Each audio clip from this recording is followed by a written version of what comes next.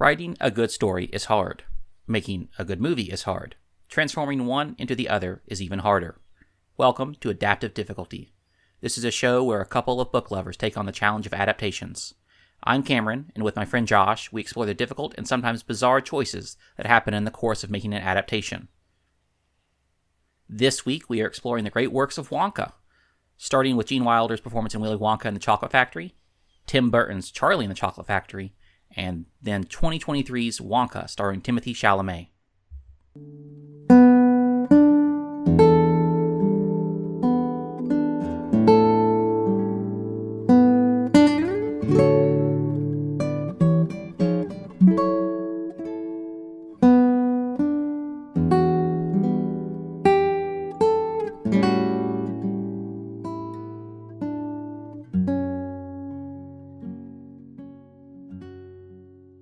Hello, I'm Josh.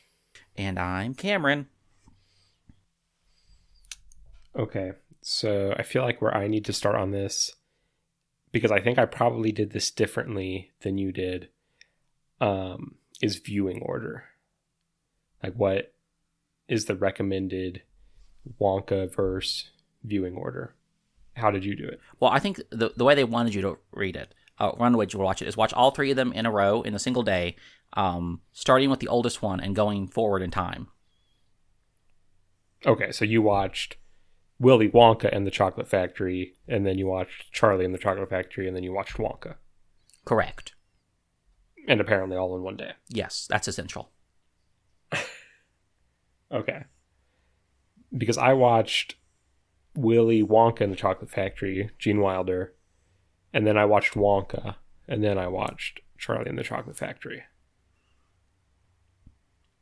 Well, I mean, I do think that there's, I think the Wonka, and we can get to it later, is really kind of a prequel to Willy Wonka, and not so much a prequel to Charlie and the Chocolate Factory. Yeah, that was my logic in doing it. Because I had seen all of these movies before, and I knew that. So I was like, I'll probably catch more, if I do them one after the other, rather than put distance between them. Any initial thoughts from you? I think I like Wonka the least. Really? Uh-huh. Because I was going to kind of come in... I don't know if this is true, but it feels like I could make it true because it would be funny, which is that I almost like Wonka the most of them. Well, okay. I'd have to hear your reasoning. Should we start with the book? I think we should start with the book before we move on to... That's true. Yeah, we normally do. The rest of the Wonkapocalypse. I guess we normally start with like prior experience with these books. So did you have any? Not with the book. My first experience with any of this was probably the Tim Burton one, and I probably went back and watched the Gene Wilder one. Okay, yeah. I read the book multiple times as a kid and had seen both movie versions multiple times as a kid. So I was pretty well versed already. And I saw Wonka in theaters, last year, because it's not as old. But imagine leaving your house. So in general, I mean, what did you think of the book itself now that you read it as an adult? It was fine. It's, again, I'm not really the target audience for it, as I am right now. But, I mean, it's funny. It's humorous. There's, parts that I recognize from, like, the movies, from different versions. I did think, like, the only two notes that I really wrote about the book was that the rant that Mike TV's poem is all about how children don't watch or don't read books anymore. They just watch television, which is, like, comically longer than any other part of the book in terms of the poems that the Oompa Loompas do. Was a little bit... you could tell that was like what actually stuck in Roald Dahl's Crawl. Yeah, compared to like any of the other things, which I guess makes sense because I've seen Matilda. Right.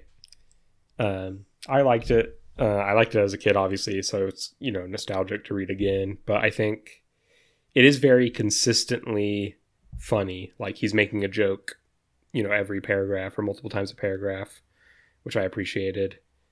And I think it also just like Roald Dahl has just like a very, like, it's never inappropriate for kids, but it's like very uniquely cynical as far as kids like writing goes, which I think is part of why it's so appealing to kids.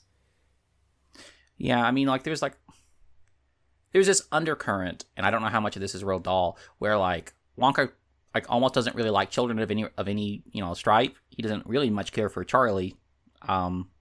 Like he does like him more than the other ones, but I still feel like there's an undercurrent of like he's like I almost can't believe that he has to do this kind of thing. But I did notice mostly lots of wordplay in that book. It's interesting to see what parts the different movies adapt and what parts they invent, because I think that of the first two, which are much more direct, are actually adaptations of, I think, this book, whereas Wonka's more of like a just set the same universe kind of thing. Yeah, well, we just threw in Wonka to do a silly one, but the two originals are the actual adaptations. Well, you can't have a Wonkapocalypse with only 2 books or 2 movies. So I guess, are we just, I mean, like, do we want to discuss like every movie as a whole, just in like general like themes, or do we want to just go through each movie in order, kind of like how we've done the movies in other episodes? I say we look at each movie as a whole, since we're doing 3 of them at a time. Okay, so I guess it's easiest. I mean, I guess maybe like Wonka and Willy Wonka and the Chocolate Factory, and Charlie and the Chocolate Factory compared to each other on different aspects, and then Wonka as a nice little dessert, if that makes sense. That does make sense. So I guess. So where would you start in that comparison? I think I would kind of start on kind of the different like aesthetics of the whole thing, whereas like the 1971 version is a lot more like whimsical and fairy-like, whereas I think the 2004 2005 version is a lot more like dramatic with its color differences.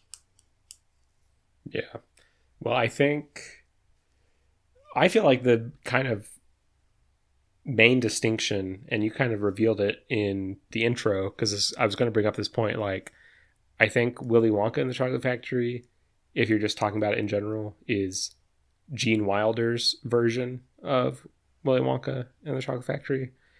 But if you're talking about the 2005 version, it's Tim Burton's Charlie and the Chocolate Factory. Like, Willy Wonka just kind of has it's not ugly, but it has a pretty standard visual style for a movie. And Gene Wilder's performance is what really is defining about it. Whereas 2005, yes, Johnny Depp's performance is very distinct as well, but it's really Tim Burton being behind the camera that is distinct about it. And I always have like super nostalgia for the Tim Burton one, just because I think it was the first one I saw, and I was really impressed with like the opening sequence with the chocolate bars. I don't know why. Yeah, I mean, I remember like seeing it in theaters. I think my family, for some reason, we went like one town over, even though I'm sure it was showing at theaters in my town. And then like afterwards, we like went to the grocery store and bought the Wonka branded candy that they had brought back for it. So I am nostalgic for it. And I watched it with my wife Rachel in the room, and I kind of mentioned as it was playing, like, I feel like it made an impression on me as a kid because it was so distinctly visual. And I think even if you don't know why you're noticing it as a kid, that is something you pick up on as a kid. It's got like this like ethereal like otherworldness, which I guess is like what Tim Burton is known for. Right. I mean, like, and he's especially known for just like pulling from German Expressionism, which there are parts of that do that very directly. Like, I think the house that the buckets live in looks a lot like the cabinet of Dr. Caligari, or something like that. And other parts of the movie are less so. They're more like stark. But well, it's like interesting that like their house looks the way it does in comparison to like the neat rows of every other kind of right. Yeah. And Wonka's factory is like that too. I mean, like, there are parts that are whimsical, like the chocolate room. It's probably the scene that is the most visually similar to the original. Mm-hmm. But then the other rooms are very, I mean, they look like, you know, an Apple ad, like very sleek and white in the factory. Also, you mentioned the chocolate scene. In the Gene Wilder version, the opening is definitely just shots of like a Hershey factory, right? I mean, yeah, because the Hershey Kisses. Yeah. Like they make Kisses and then Kit Kats. So unless it's like a factory that makes exact knockoffs of Hershey products, which I guess there's plenty of, it's a Hershey factory. One of the first notes I have is like, obviously every one of these movies is a musical, but they're all three musicals in, I guess, slightly different ways, I would say. And I think it's interesting that they even all are musicals because the book doesn't have songs in the same places as like the original movie has songs. Yeah. I mean, the Charlie and the Chocolate Factory one is much more closer to the book in terms of what the songs are and where they appear. Right. It's only the Oompa Loompas pretty much. Which I almost kind of like better for me because it makes it seem like they're kind of like this like Greek chorus kind of figure, commenting on like the play that's happening. Do you have a preference for like the music in one of them or the other?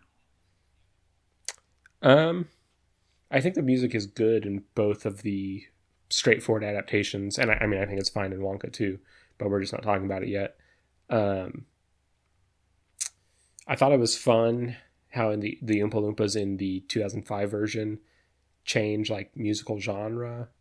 That's what I had. Time they sing. But the Gene Wilder version is very like stage musical, like it's like show tunes as the genre, which unfortunately also means that the mom character sings a boring song no one likes, which just always happens. I'm so glad you said that because I hate that song. Like, it's just amazing how consistent that is between like any musical that has a mom style, like a very maternal character. You're going to get that song and it's going to be boring. And this is not an exception. I just always liked the 2005 version because I felt like when you have it all the music stuff happens inside the factory. It makes it seem this factory is like this otherworldly place, whereas like music can only really happen there because that's a place of whimsy or whatever. Whereas everything else has to happen, right? Be very straightforward. Yeah. Because like Pure Imagination in the original is so iconic, and it's kind of that's when you transport into the world of the factory fully. But then like Candyman at the very beginning is just as whimsical, but it happens outside of the factory. So even though I like both songs, I get what you're saying. I do also just like the 2005's like synth track that just happens as like part of its soundtrack. Which one do you mean? Just like that opening theme, like I guess it's the theme of just the movie. like the score in general. Yeah. I'm sure whatever listeners we have are very angry with us since we both seem partial to the 2005 version, which is the 2005 version is the best one. Very hated online. Listen, they just need to accept that it's the best one. Because it's got the best scene in all three movies that I've ever seen, and perhaps the best scene I've ever seen in my entire life. Which is whenever Grandpa Joe receives communion from Willy Wonka. Wait, what? Do you not recall that scene when he's like, we need more birds? And so he gives him like something to put in his mouth. Oh, and then the bird hatches. It's him giving communion. Okay, yeah. Which ties into my theme that 2005 Wonka is Catholic. Oh, is that like the overall take that we're getting? Yes, that's This is clearly Dante's Inferno. It seems like you're saving more of it for later. It's not going to be right now. I mean, are we ready to get into it, or does it need more? It needs more elaboration and substance to build on. Let's save it for a little bit. Okay. My next point of comparison between all the different versions was the relative poorness of the Bucket family, like how their poverty is treated. Because one thing I really, really noticed reading the book is like how the Bucket family is comically poor. Yeah. Like, they have to save up every year. Like the only unnecessary expense, other like besides cabbage, water, and bread that they make is one chocolate bar once a year for Charlie. And then Grandpa Joe is like, here's my life savings to buy you one more chocolate bar. And like, which I 50... don't, it doesn't make sense to me. Because he doesn't get out of bed, so why does he have a life savings? Well, he's a pensioner or whatever, you know. That's all of his Social Security. There's no welfare at this time. And then like 50 pence, which is a small enough amount of money, even in the book, that someone could drop it on the ground. It's like finding $1 on the ground or less, like a quarter. But it's still like life-changing amounts of money to the Bucket family. Even though it buys a total of like, it could buy 9 chocolate bars total. Yeah. They change it to a $10 bill in the movie. Well, I guess £10. Right. Are they British? Yeah. They're British in the Willy Wonka version. And he is it's a lot less comical poverty. Like, it's just more realistic because like Charlie has a part-time job selling newspapers, and just like the amounts of money that they mention are more realistic. Like the one thing that I noticed when I was looking at kind of the poverty angle was like in like Willy Wonka, just how like, and I mean this in the nicest way, how run down and haggard his mom looks. I mean it in the nicest way, but like it's clear that she's like, you know, not really had a good night's sleep. She's also wearing like the worst wig ever put on screen. Yes. So that does not help. Whereas in Charlie and the Chocolate Factory, where do you land on the argument that with his mom having a mouth like that, they wouldn't have been poor? What did you just say to me? With his mom having a mouth like that, they wouldn't have been poor. I've got this pulled up on my phone. I'll have to show you. I need you to explain your words to me right now. 1 second. I assume you have to be talking about like It's a Reddit post from like a year ago. Let me see if I can. Oh yeah. She like, whenever they all share the chocolate bar, Helena Bonham Carter really sucks on that thing. You think Tim Burton was like, okay, this is how it has to be. Or maybe she was like, here's how I'll do it for you, honey. Ugh. I can't believe you just ruined this film for me. They couldn't have been poor. Yeah, but this film's full of strange things, like Count Dooku's house just disappearing off the sidewalk. And then, I guess the next thing that kind of is a comparison between all three versions is Willy Wonka and the Chocolate Factory adds this whole subplot of like the fake Slugworth that is secretly testing the kids. And like he shows up like each time a kid wins the golden ticket, he's like in the shot, like telling them like, steal a gobstopper for me. What did you think of that addition? Well, I have it is. So, you know, it makes it very much kind of an explicit test. But the one thing I noticed about Slugworth is like whenever he's interviewing Mike TV, his hand like goes back and forth in like a very kind of like whimsical comical way. It's like Mike TV's talking and the like reporters are talking, and he's like never really on either one of them at a time. He's like always in between them, which I thought was kind of funny. But I didn't notice that. But it just makes it much more like I'm going to test these children kind of thing. Yeah, which I get why it works in a movie because it builds in. The book does not have very much of a climax. Like it has more of a like almost like a folktale, like fairy tale style pacing, you know, like one moral warning after the other and then it ends. Mm-hmm. And a movie needs a climax. And the test gives them that big scene where Wonka's able to go, you lose, good day, and like scare them straight or whatever. But I thematically, I kind of don't like it because I feel like in the book, it's just like all the other kids are greedy in some way. That's kind of the overall theme of what they're doing wrong. And then Charlie is awarded, he gets a stroke of good luck basically just for being decent rather than proactively good, which I think is meaningful to the theme of the story. Like, it's important to be decent and kind, even if it's not, an active moral dilemma that you're placed in. Yeah. Because even Grandpa Joe fails that test because he's like, you know what? Screw you, Wonka. I don't know. In the movie? Yeah, in the movie. Oh, yeah. And like, if you're going to make it a deliberate morality test, it makes it even weirder that they add that scene with the fizzy lifting drink that Wonka gets mad about.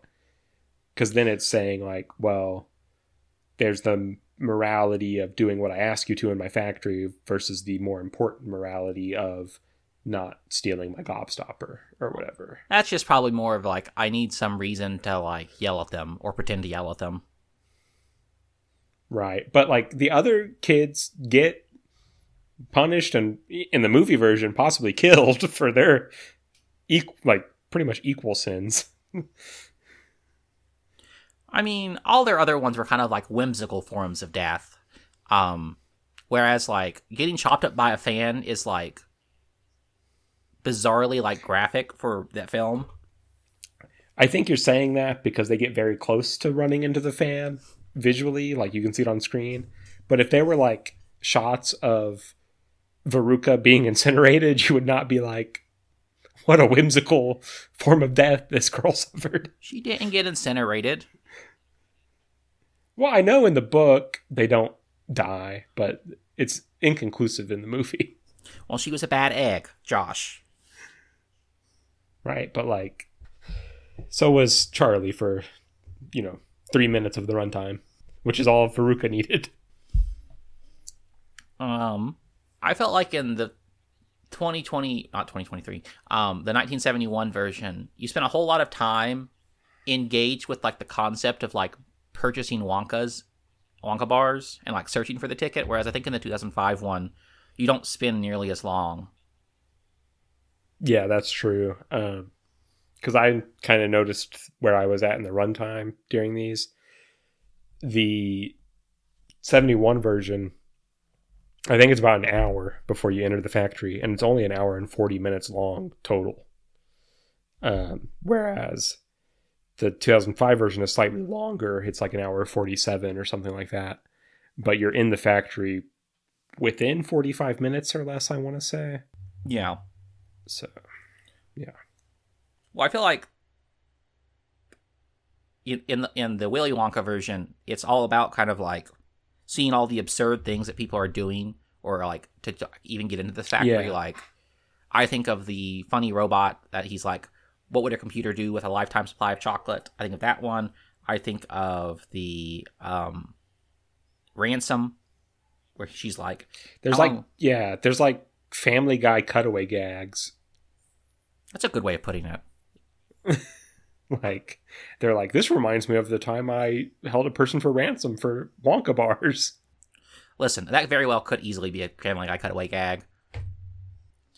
Oh, yeah, that computer you brought up is like, it's ChatGPT. They were ahead of their time. Like, almost exactly. Which I know, I mean, like, the idea of talking to an AI and getting a robotic answer is not anything new, but it was probably more like HAL from 2001 was in the air since that movie came out like 3 years earlier. But yeah, yeah, it's the 2005 version that has the 2001 Space Odyssey actual like reference. Also, I thought it was interesting going to the search for tickets. Both movie versions at least have some mention of like someone forging the final ticket. That's in the book, It's a lot more. Is it? I think it is. It's a lot more emphasized in the Gene Wilder version. Yeah, because in the Gene Wilder version, it's an Argentinian casino guy. Right. And in the 2005 version, it's Russians. Yeah. The family begins to starve. Says the search for the golden ticket was forgotten, but it's because they're poor and need money, not because the last one was found. I could have sworn there was one where I really don't think it is mentioned in the book, but maybe I'm overlooking it. Because it goes from the chapter that's like 2 more golden tickets found and Mike TV finds it to the family starving and Charlie finds 50 pence. Mm. So it's interesting that both versions felt the need to include at least a little bit of that happening. Well, it's one of the things. I think it's just because, I mean, like you would just assume that. Yeah, sorry. Let's stop talking over each other. I mean, it just makes it more like hopeless for Charlie because he's like, "Oh, I've already lost." Right. Like, I think if they didn't include that, and then he goes in to buy a chocolate bar, you'd be watching it like, well, he's going to find the golden ticket. Like, what else could possibly happen? And it gives it just that, you still know that's probably what's going to happen, but it gives it that little extra bit of plausible deniability about what might happen next. That helps the tension. Well, he buys like 2 bars. So I almost feel like in the book and in the 1971 version where he buys the first bar, there's nothing in it, he eats it a whole lot, then he buys the second bar, and that's the one that has it in there. So there's like even this like extra moment of like delayed gratification. Yeah. So now that he has the golden ticket in each version, similar to what I asked about the chance that they would not be poor, where are we at on Grandpa Joe hate? I don't.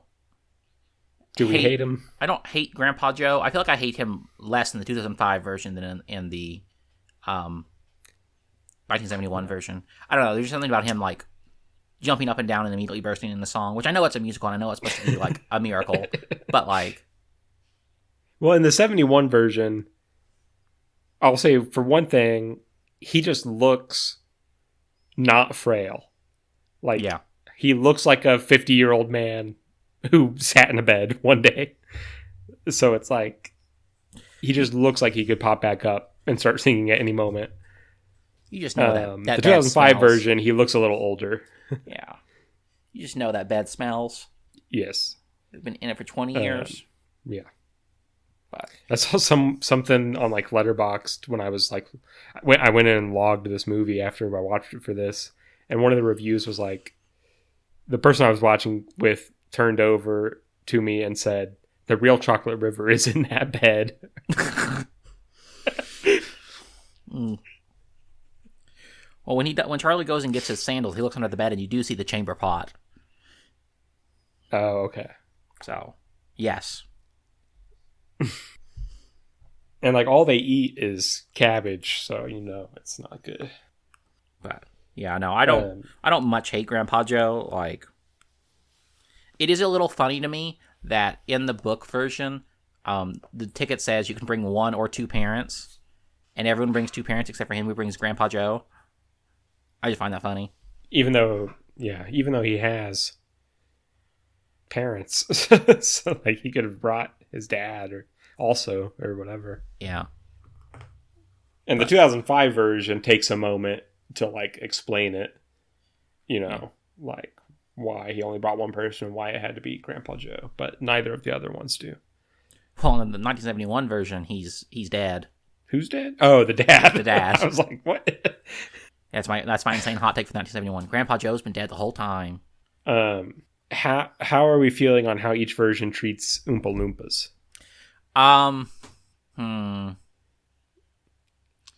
It's an interesting topic because on one hand, I don't know, Josh, what do you think? I think I have to give the win to 1971 on this one, even though it's less accurate to the book. Is it because is it because he's not played by the same actor over and over again? That's part of it, yes. Also, apparently, the fact that this book was being adapted was like protested by the NAACP at the time for like colonial stereotypes. Yes. So that's why they made them orange and like unrelatable to any human civilization.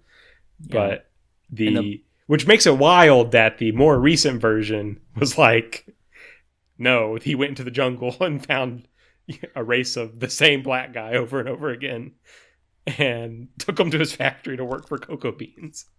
Well, in the book, aren't they white? They switched them to white after the protests. But I think in the book, if you have the same version as me, I think it has the uncensored depiction of them. Not to say that's a good thing, but it's a fact of the book. I think there's a chapter called Oompa Loompas. Here we are. See, they're like shaded in. But then it looks like a few pages later, they're not shaded in. So who's to say? But they are definitely a race of African pygmies, regardless of skin color. Yeah, I know, but... And if anything, the movie version by Tim Burton makes it worse because they like worship cocoa beans and have rituals about them. And they all like look exactly the same as one another. Yeah. And then Wonka, which I think this is the first time it's really been relevant, splits the difference because he goes to the jungle to find them, which he may have done in the 1971 version. They just don't say.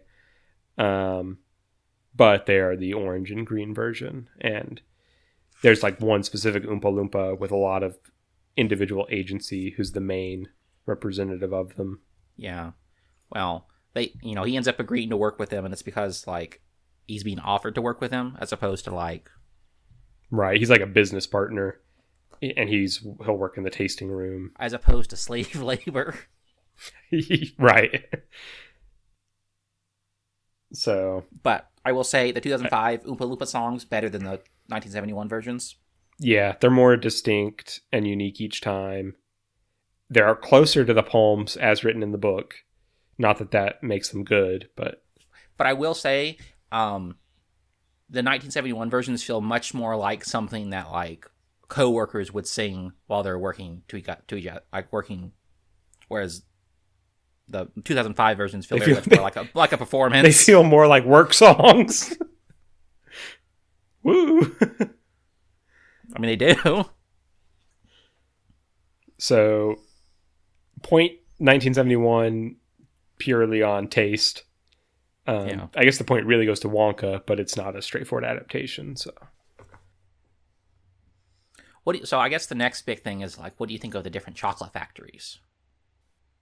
I like the chocolate room in 2005 better because Really? I think it's fun.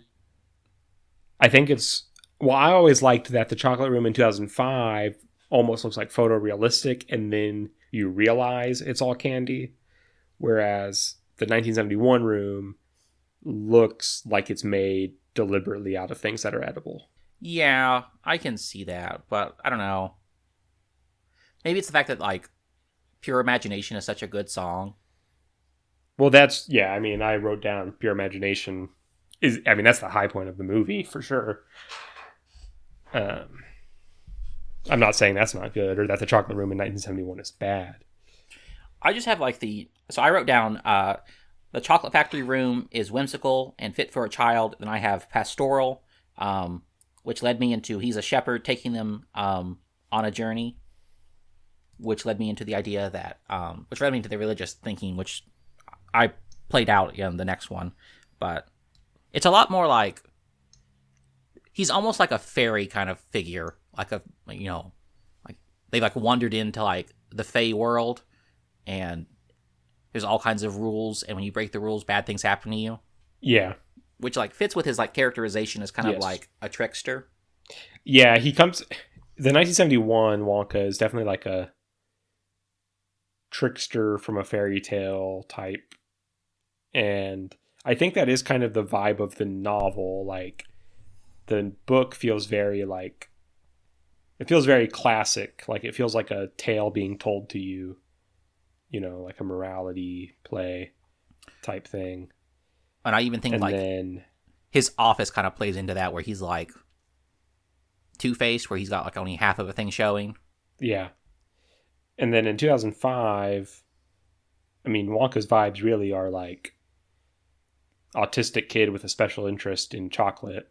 Oh yeah, I wrote that down too. I was like, this Wonka is awkward, probably autistic, socially isolated. Well, like he even like when he introduces himself, he's reading from cue cards, and then he like mentions like shaking hands, and he's like, actually, I don't want to do that, and like pulls his hand back. So yeah. After the Great Puppeteer Show, which is, I instantly thought of Shrek, and yeah, where that one's like showing how like depraved it is because it's so nice and orderly. This one shows how like horrible things are going to happen because it all burst into flames. right, yeah. Which ties into my view that this is all Dante's Inferno. Oh, okay. Does that tie into it being Catholic at the same time, or are those two different? Well, Dante's Inferno is Catholic fan fiction, so yes. Okay. So let's get through comparing both movies, and we're churning along through them, and then we'll get into the Catholicism, and then we'll get into the Wonka. So as far as getting past the chocolate room, which we disagree on, I think I like the 1971 overall factory better than the 2005 factory. And why is... Because the 2005 factory is, like I said earlier, it's very like severe. It almost looks like an Apple store in most of the rooms, which, not that there's anything wrong with that. I mean, it tells the story fine and looks interesting throughout. But I just think the 71 version is more whimsical, which kind of defines it. Yeah. There's parts of it that I like and parts of it that I don't like from the 1971 version. Like, I like the boat scene better because I like it being creepy. But I don't much care for the, the Wonkamobile scene. Like, that part's like, okay. Yeah. It's kind of like filler. Not much happens and it's not in the book. I mean, I do think it's interesting that even the characters... Oh, even the characters are like, couldn't we have just walked that? Yeah, they could have just not had it happen. It is interesting that I like the song.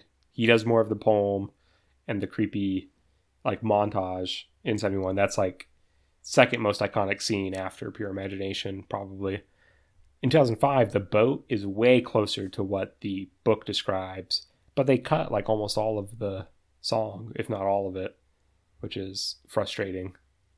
I guess they just didn't want to do anything that they felt like the original did, but...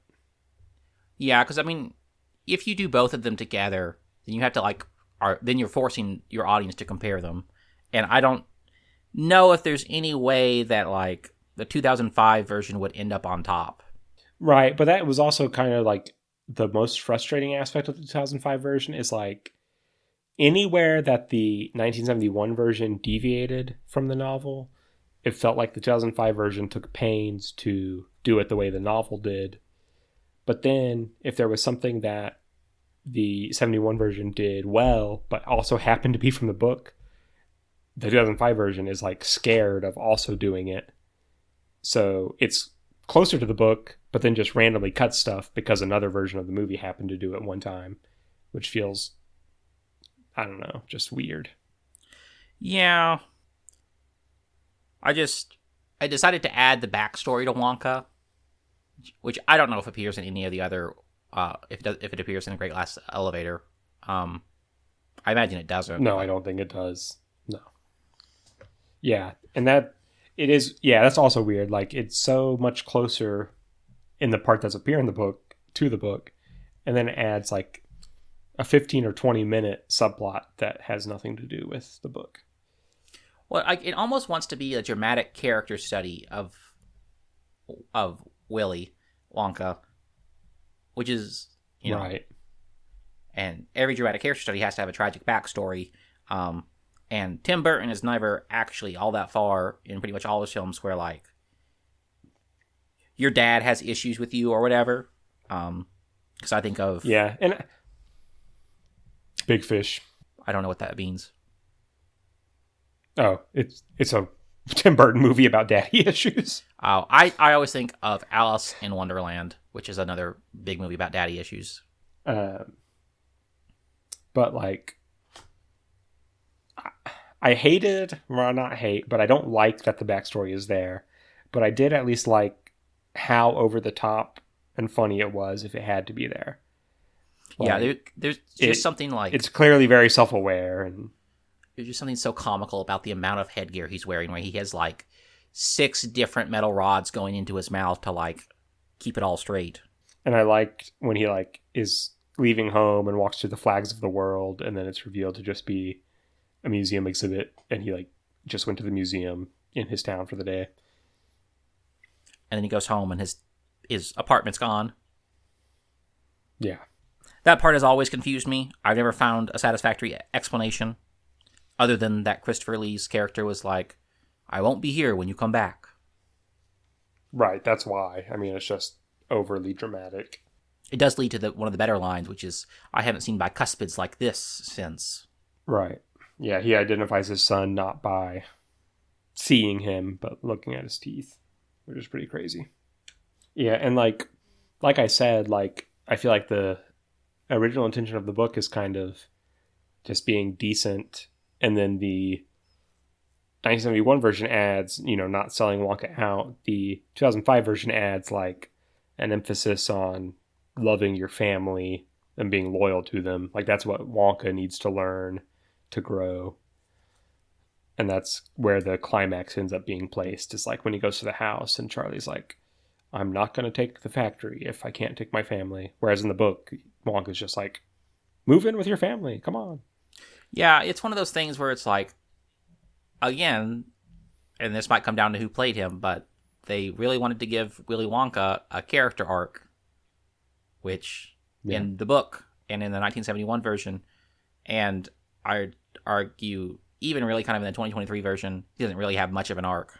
Yeah, and it's interesting because the 71 version, like infamously, Roald Dahl hated it so much that he banned them from making a book of Great Glass Elevator, or a movie of Great Glass Elevator.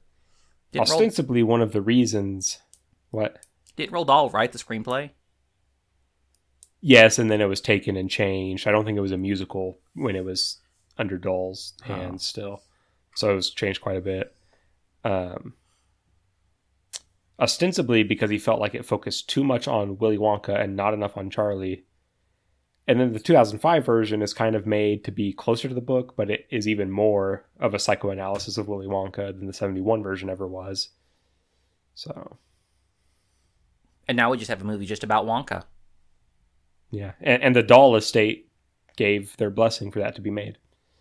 So. Which, I mean, I can't blame, like, Roald Dahl's widow and his estate for, like, wanting funds, but... I imagine she just saw Timothée Chalamet and was like, yes, give me whatever, give him whatever he needs. Put that twink in any movie you can. I've got all the money you need. Did you think, and this is going off topic, did you think that the Wonka was a little bit, like, vaguely horny all the time? No. I did. I think you just saw Timothée Chalamet and interpreted. No. It was really that scene when he's like, make sure you show her a bit of your thighs. Well, yeah, because they're trying to cause those two to be distracted hooking up constantly. But that doesn't mean he was horny the rest of the time. I don't know. I just got a vibe from him throughout the entire thing. And maybe I'm projecting. Do we have any other notes comparing the two straightforward versions? But before we get into the reveal of how it's all Catholic. Mm-hmm. I don't think so, because we talked about the factory, we talked about Wonka, we talked about the Oompa Loompas. We talked about the different endings, or the different kind of ending / final act kind of thing. The only thing I noted that I thought was interesting that we haven't covered is the 2005 version has a scene like when Augustus Gloop is being sucked up the tube. All the other characters are like openly suspicious that Willy Wonka knew exactly how this would play out and what would happen. Yeah. I mean, Gene Wilder's Wonka doesn't really like stop any of them from doing the bad thing. Well, yeah, they both do the very deadpan thing where, like, when the kid's about to do the wrong thing, he's like, no, stop, don't. But, like, after everything happens, they're all, like, actively questioning, like, he would have known exactly how everything would have played out and, like, planned it all ahead of time. Well, there is, like, unlike in the 1971 version, the 2005 version has, like, pretty much before every single moment, he's, like, looks at something in the room or, like, looks at some part of him and kind of is like, I bet this will happen. And then just kind of sits there and does nothing about it. Like, he sees the chocolate sucking up thing. He sees... yeah. He would have, like, almost had time to intervene in the 2005 version and just doesn't. Well, it's like the Veruca Salt scene when he's, like, trying to find the key. And then once she's down the garbage chute, he immediately finds the right key. Yeah. Which I think there's a little bit of a hint, just because of just because of how the plot plays out, there's almost a hint of this being true in every version, but it's not explicitly mentioned, except in the 2005 one. I guess we didn't talk about, in 2005, we actually get to see the chocolate castle, being made. Yeah, I always liked that scene as a kid, just because it's fun to see a castle made of chocolate. I have no greater thoughts. Any lesser thoughts? No. Oh, Mike TV is a gamer in 2005, and they make him, like, actively intelligent, but just in, like, an obnoxious way. Whereas the whole point in the book and the original movie is that TV, rots your brain completely. But he's actually very clever in 2005 and just, like, egotistical, and that's his downfall. Yeah. Which I thought was interesting. Well, so I was having fun. I guess I can start talking about the Catholic stuff. So overall, it really kind of starts, and that scene has existed in my head since I first saw it, with Grandpa Joe receiving communion from Wonka, which does make the factory kind of like the equivalent of, like, the Vatican in a weird sense, where it's like this. So is Wonka? I think the first question I need answered is: Wonka a priest, the Pope, or God? Well, he's not God because Christopher Lee's God. So I guess that makes him Satan. Which makes him Satan? Yes. But he gives communion. Yes. Okay. Keep going. So you have this whole factory that's kind of, the center of pretty much like a world religion, basically, when you see how many people are willing to, like, want to go there, and how much they're willing to spend and just kind of debase themselves. And there's this great mystery of who goes in and out of the factory, and Grandpa George, who's our kind of antagonistic grandpa against the kind of faithful Grandpa Joe, is very much like, it's going to be a mystery until we die. It's always going to be a mystery. We're never going to know. So he's clearly agnostic, but Grandpa Joe is a firm believer. He trusts in his experiences that he's personally had, where he's personally seen him. He worked in the factory, so I think if anyone's going to be a priest, it's probably Grandpa Joe. And the golden ticket allows the lame to walk again. Mm-hmm. Because it's a miracle. Which is a miracle in the 1971 version. What's almost, you know what it is? It's almost like taking a sip from the Holy Grail. That's what it is. If I'm comparing it to, like, other relevant, I guess the Holy Grail is not necessarily just Catholic, but vaguely Christian aesthetic.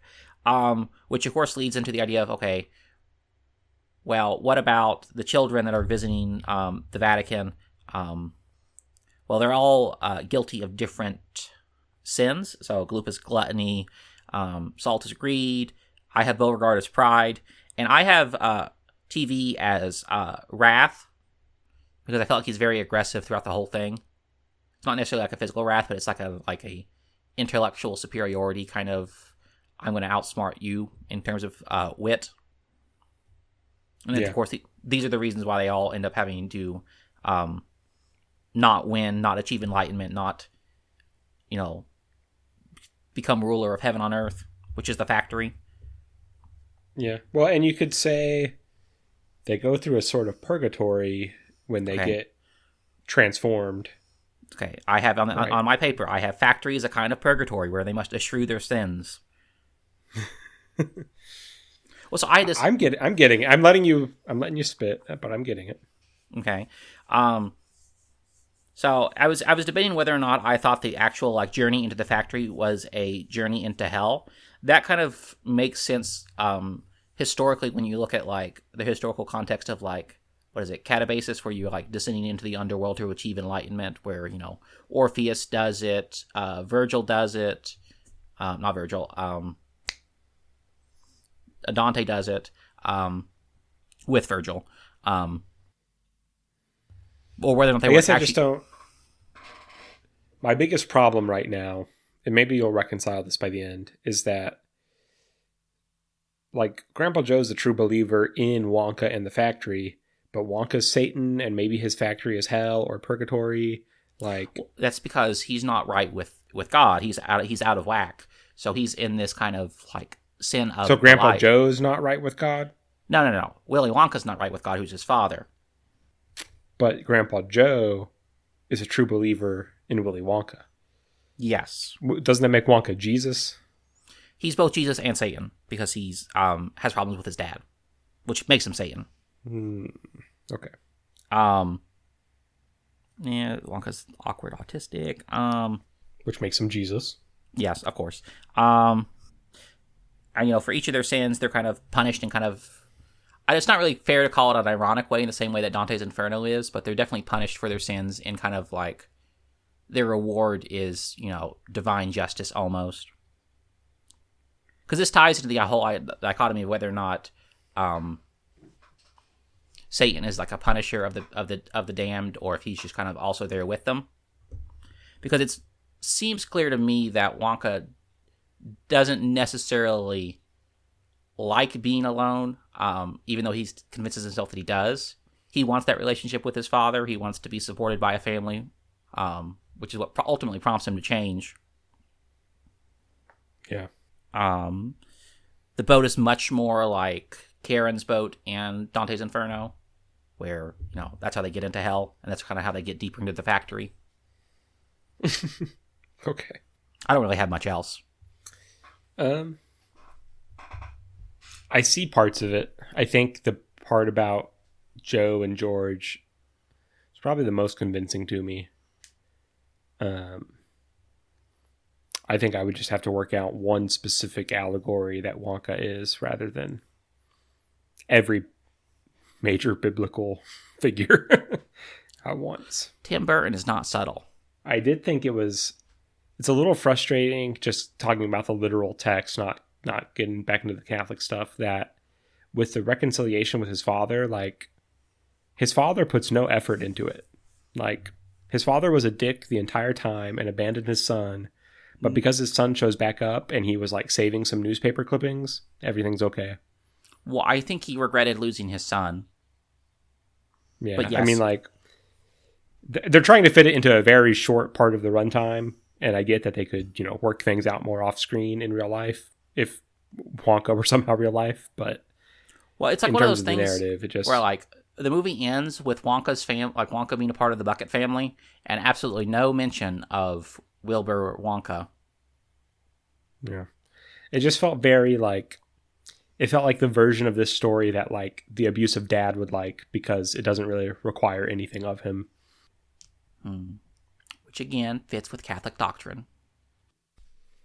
I don't know about that, but I just think of like, is it Neil Gaiman's version of Lucifer is very much like, this is an abusive relationship with my father, which I guess is not technically Catholic. About that. I've not read anything Neil Gaiman start to finish. So. Wow. You should, it's good. So where are we at on Timothy Chalamet's Wonka 2023 by Paul I like King? this one. I like this one the least. Mostly For what because reasons? I like the songs the least. Yeah, I get. It's very weird. Like when I saw this movie when it was in theaters last year, that is kind of how I felt about the songs. I was like, for one thing, it feels like Timothy Chalamet is like not singing loud enough for a lot of the songs. I don't Mm-hmm. know if you had that, but then when I re-listened to them after I saw it, like I would like pull up the songs on Spotify. I like them a lot better hearing them a second time. So now that I know the songs, I like the movie pretty well. Um, I like I Noodles. I just feel like yeah, like the big one in the middle. I like the big one in the middle. I like the Noodle song when they're milking the giraffe. That song does the giraffe one does end with like a weird kind of like he's kind of like dancing with her in kind of like a slightly romantic way. And I was under the impression that she was like 14 and he was like 21 or something like that. I think they're just I mean, I don't. like I think they're outsiders who found a connection, and he is more of a father figure, if anything. Although he can't read, and but okay. whatever. Can we talk about that? What was the Yeah. point of this whole like I can't read thing? Well, Rachel pointed out that it is pretty arbitrary, but it gives him a trait that Noodle can teach him. Like it's something that a 10-year-old can teach, an adult feasibly. So it gives, more of a purpose in the story. Yeah, but like, 'cause I was thinking Not of that doesn't make it elegant to include. That just is the reason it's there.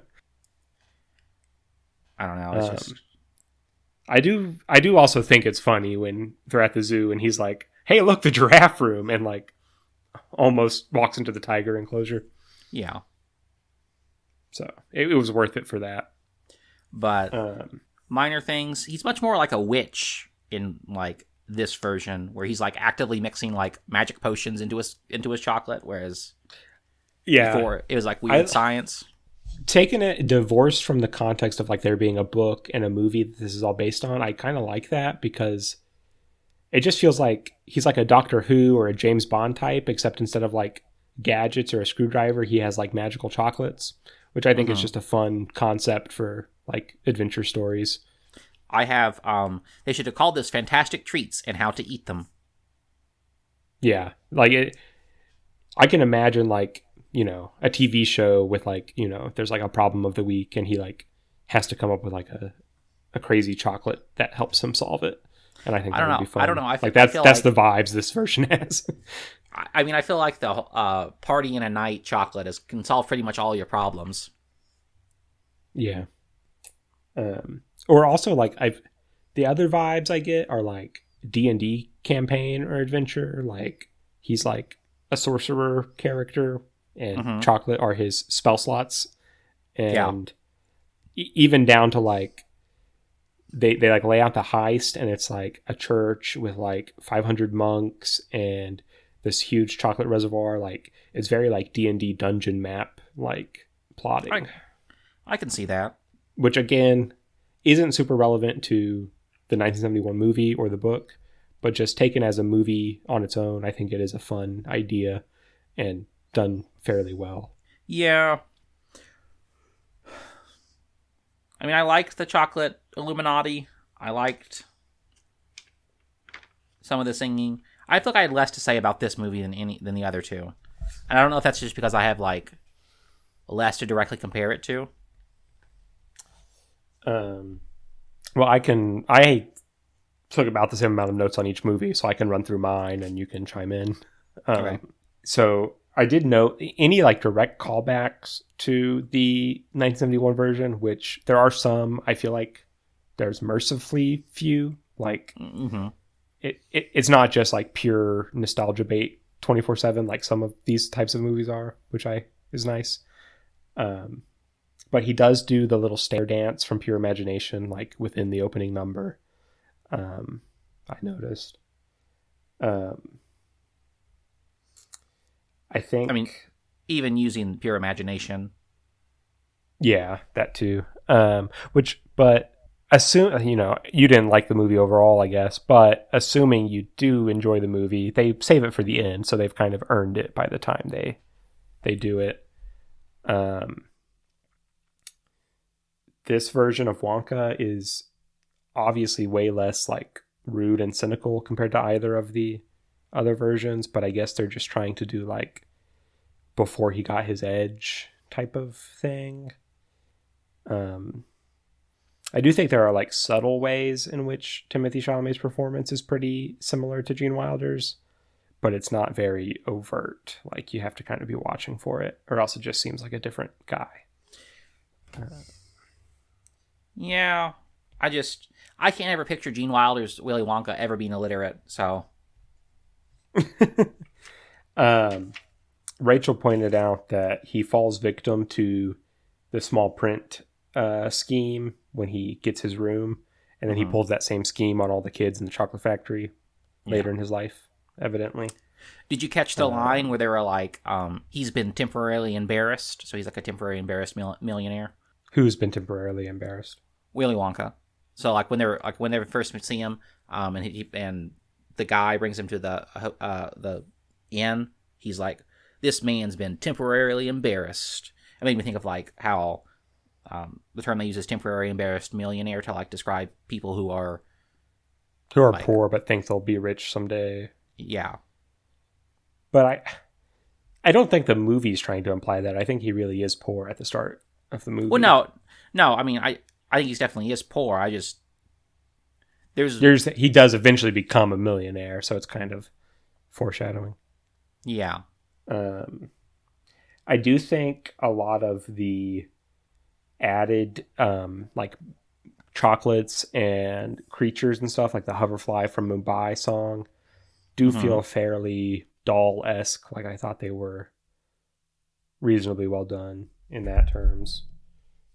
I noticed they mentioned that they had enough cocoa to make one chocolate bar on each of Wonka's birthdays, which is a parallel to Charlie in the book, who gets a chocolate bar every birthday, but is actually not mentioned, I don't think, in the 71 movie.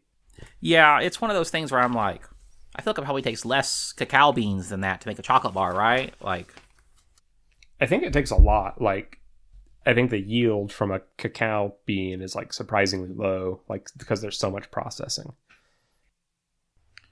Let's see. So there's about 400 to 450 cocoa beans in every pound of chocolate.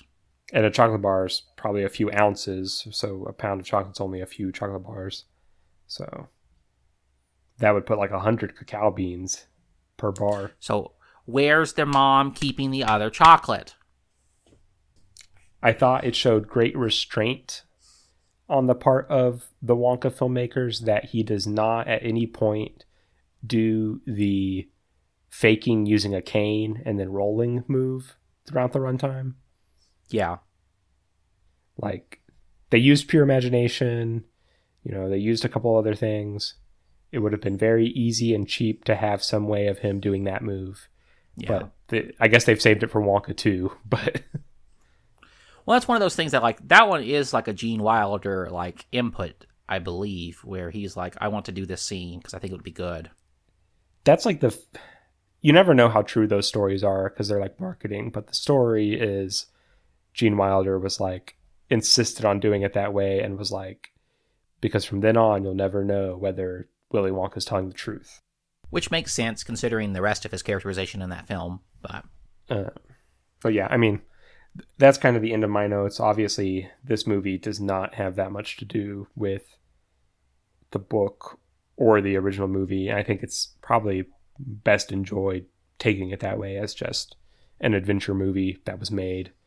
I mean, I probably would have enjoyed it more had I not watched the other two right before it. Right, yeah. And I watched them one day at a time, so... I did like the cop watch... getting fatter and fatter.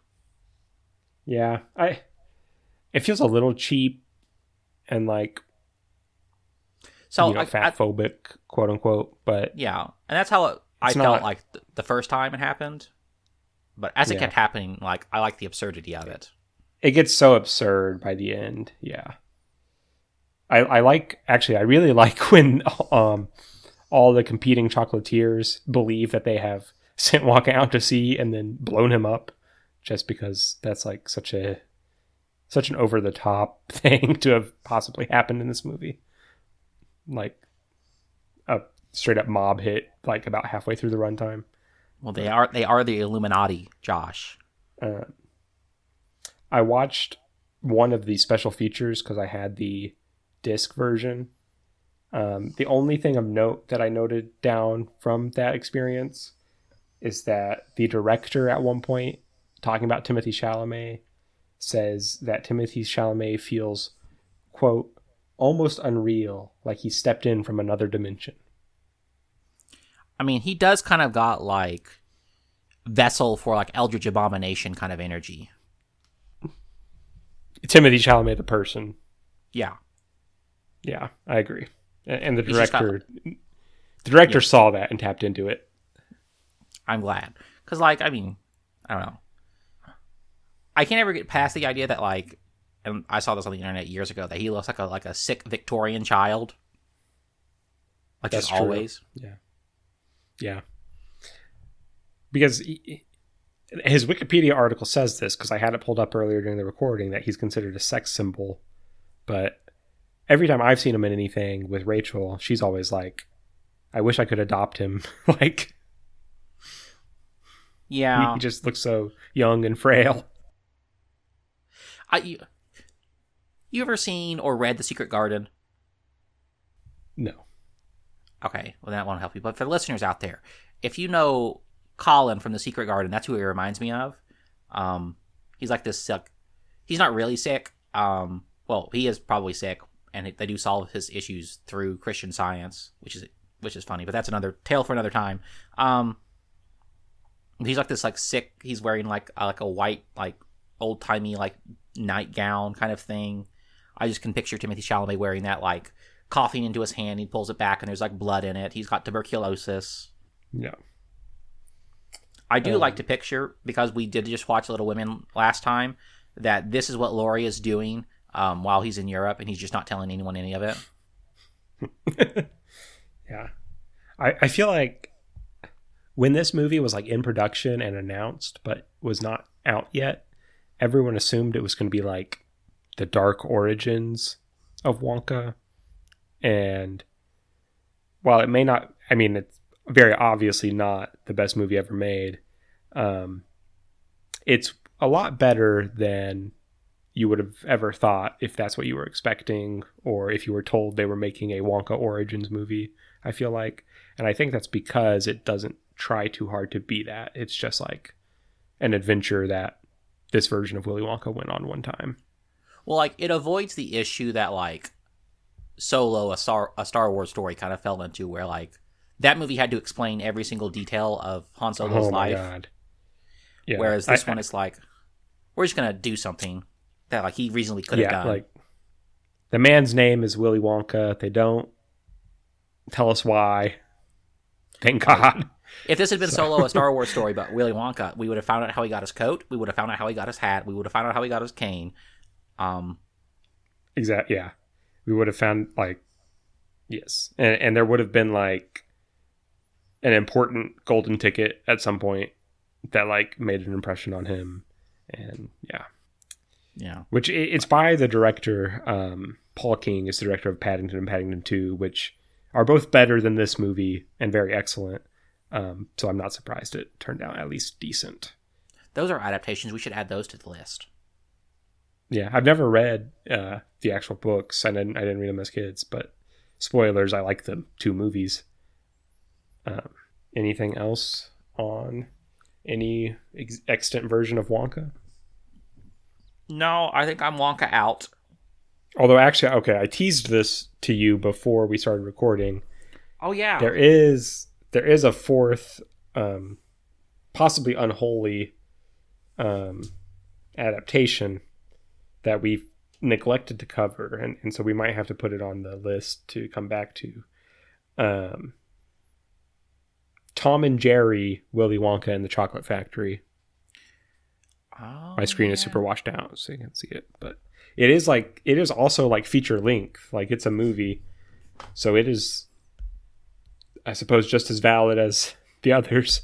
I think it's kind of a Rosencrantz and Guildenstern situation where Tom and Jerry are experiencing the plot of Willy Wonka as it like just by like being in the background. Mm-hmm. They've done a lot of those recently where they're like in famous movies, haven't they? Well, I don't keep up with Tom and Jerry news. Wow. This is the first I've heard of it, but They're feature films. I always like Tom and Jerry and the Magic Ring. is that where they're in the background of Sonic and the Seven Rings? No. Okay, I'm looking at the list of direct-to-video films. So there's Tom and Jerry, the Fast and the Furry. There's Tom and Where Jerry, they're in the Nutcracker. background of the Fast and Furious. Maybe. Tom and Jerry, A Nutcracker Tale, which has to be the Nutcracker. Tom and Jerry meet Sherlock Holmes. Tom and Jerry and the Wizard of Oz. Tom and Jerry, Robin Hood and his Merry Mouse. Tom and Jerry, Back to Oz. Tom and Jerry, Willy Wonka and the Chocolate Factory. Ooh, there's Tom and Jerry, Cowboy Up. Cool. Sorry, I like Tom and Jerry. Okay, so yeah, we'll have to make a note. Maybe we can return to that one if we're ever completely out of ideas or don't want to have to read a book. But I think the moment that we start watching Tom and Jerry adaptations of famous stories is the moment we have to quit this podcast. someday when we have a Patreon and we need like triple the amount of ideas, we'll go to the well for that one. Okay. That's how our patrons know they'll get the best, because we're scraping the bottom of the barrel. So to kind of wrap up and let people know what to expect next time, I think this is actually the episode that will release Christmas week, but what we intended to be our Christmas special, first of possibly many, will be the original Star Wars next time. So the movie is Star Wars 1977, sometimes known as A New Hope. The novel is Star Wars From the Adventures of Luke Skywalker, technically credited to George Lucas, ghostwritten by Alan Dean Foster. So those are the things to keep up with if you're working alongside us. Should be fun. I have the DVDs now that included like kind of shitty quality rips of the Laserdisc that was not edited. So I'll probably watch that version for the first time, and it'll be my first time not seeing it with the special editions. I'll see what I can scrounge up. I mean, you can just watch the Disney Plus edition. It won't matter, but... Well, that's all, folks. As always, we'd like to give credit to those that made this podcast possible, those that worked on all the adaptations and the new film. A great big thanks for making the world just a little bit more artful. To our listeners, thank you for tuning in, and join us next week as we investigate Star Wars and its novelization.